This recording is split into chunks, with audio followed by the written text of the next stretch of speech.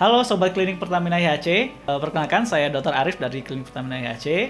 Di sini saya ingin coba sharing mengenai pentingnya menjaga tubuh agar tetap terhidrasi selama berpuasa. Tentu sobat-sobat semua sudah tahu ya mengenai dehidrasi itu apa, dan mungkin ada beberapa yang sudah pernah mengalami dehidrasi saat berpuasa. Nah, di sini saya coba jelaskan sedikit mengenai pentingnya cairan dalam tubuh kita. Cairan itu merupakan komponen utama dalam tubuh manusia yang berperan sangat penting bagi kesehatan.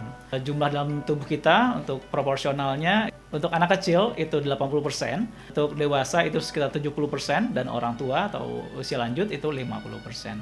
Nah, tentu dari 70% itu cairan tubuh kita apabila ada kekurangan, ada dampaknya juga buat tubuh kita. Kemudian apa sih kegunaannya spesifik cairan dalam tubuh kita? Yang pertama tentu itu merupakan cairan pembentuk misalkan buat darah kita, kemudian juga enzim kita, cairan-cairan di lambung, kemudian juga itu juga berperan untuk tonus otot atau saat kita berkontraksi ototnya. Nah, itu diperlukan cairan. Saat proses pencernaan makanan itu air juga berperan untuk melarutkan makanan tersebut supaya lebih larut, sehingga lebih cepat melewati ususnya. Kemudian juga bisa untuk mengeluarkan sisa-sisa metabolisme yang dikeluarkan oleh tubuh kita. Maksudnya keluar melalui saluran kemih, saluran cerna, napas, dan kulit. Jadi saluran napas juga bisa mengeluarkan cairan ya, sobat-sobat semua ya.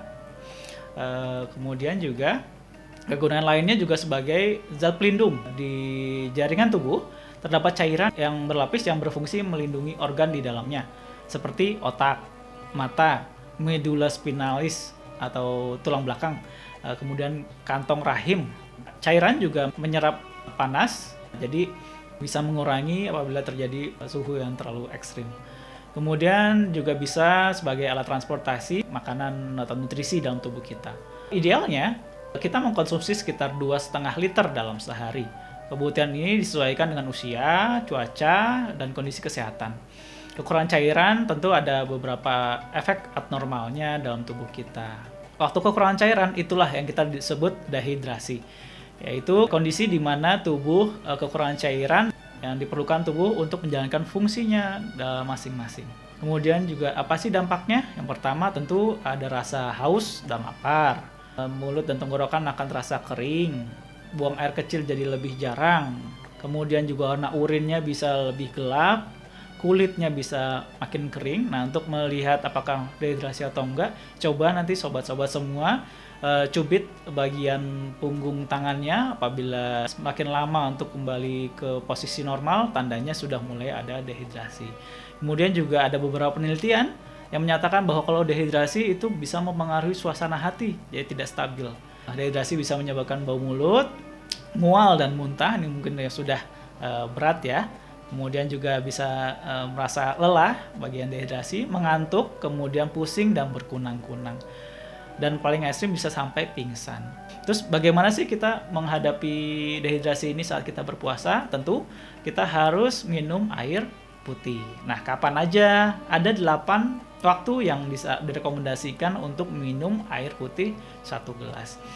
Yang pertama yaitu selepas sahur, kemudian saat berbuka puasa, kemudian setelah sholat maghrib, kemudian selepas makan, setelah sholat isya, setelah sholat tarawih, kemudian sebelum tidur, dan terakhir selepas bangun tidur. Gimana sih selain minum air putih untuk tetap terhidrasi selama berpuasa?